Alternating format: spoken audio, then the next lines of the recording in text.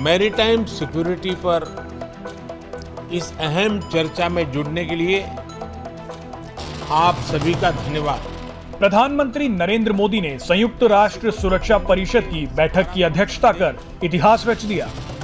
लेकिन इस बैठक के दौरान अमेरिका और चीन के बीच कुछ ऐसा हुआ जिसका अंदाजा किसी को नहीं था। प्रधानमंत्री नरेंद्र मोदी के संबोधन के बाद खुली चर्चा के दौरान ऐसा क्या हुआ कि चीन और अमेरिका आपस में ही भिड़ गए और एक दूसरे पर आरोप लगाने लगे। दरअसल भारत को अगस्त महीने के लिए संयुक्त राष्ट्र सुरक्षा परिषद की अध्यक्षता की जिम्मेदारी मिली है। इसके चलते सोमवार को प्रधानमंत्री नरेंद्र मोदी ने समुद्री सुरक्षा पर उच्च स्तरीय ओपन डिस्कशन की अध्यक्षता की। बैठक की शुरुआत प्रधानमंत्री के संबोधन से हुई, जिसमें उन्होंने चर्चा का मुख्य फोकस समुद्री सुरक्षा को बताया।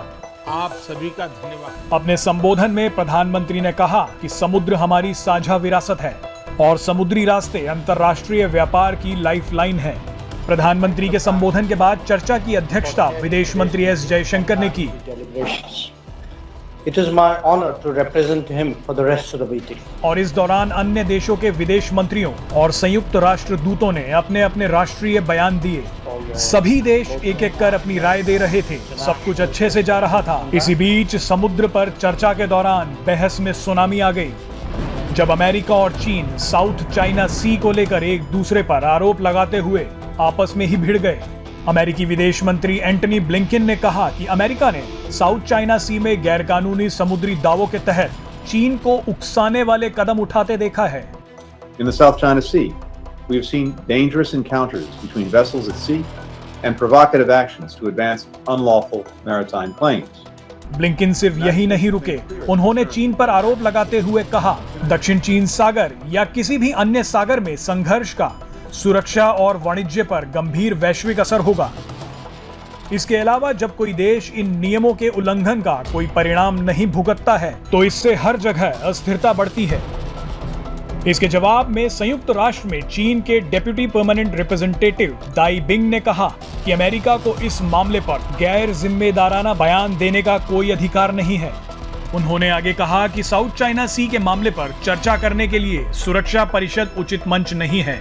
अमेरिका ने साउथ चाइना सी का जो जिक्र किया उसका चीन कड़ा विरोध करता है। दोनों देशों की इस बहस के बाद बैठक का तापमान बढ़ना लाजमी था। अब एक सवाल आपके भी मन में आ रहा होगा, आखिर चीन और अमेरिका दोनों के लिए ही साउथ चाइना सी इतना अहम क्यों है?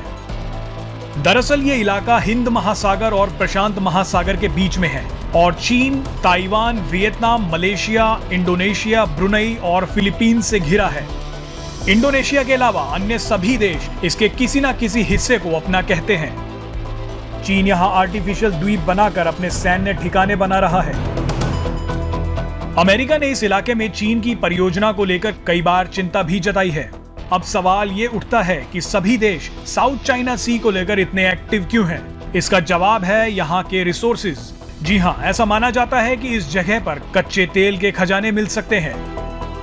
यहाँ 30,000 से ज्यादा प्रकार की मछलियां हैं। इसके अलावा साउथ चाइना सी दुनिया के सबसे व्यस्ततम समुद्री मार्गों में से एक है। यहाँ से दुनिया का लगभग 1/3 या कहें $3.37 ट्रिलियन का ट्रेड इसी रूट से निकलता है और चीन का लगभग 40% ट्रेड भी इसी रास्ते से होकर गुजरता है। ऐसे में कई मुल्कों की इसमें दिलचस्पी होना स्वाभाविक ही है। इस इलाके पर किसी भी एक देश का कब्जा ना हो, इसलिए अमेरिका भी यहाँ खासी दिलचस्पी दिखा रहा है।